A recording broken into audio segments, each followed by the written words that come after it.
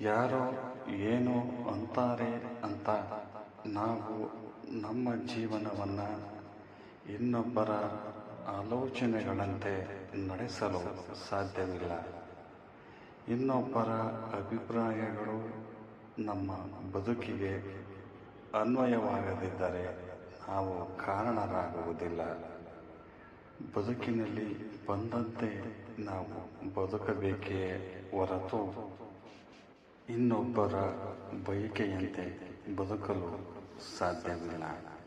ಏಕೆಂದರೆ ಅವರು ಬಯಸಿದಂತೆ ಬದುಕಲು ಅವರೇನು ಸಹಾಯವನ್ನು ಮಾಡಲಾರರು.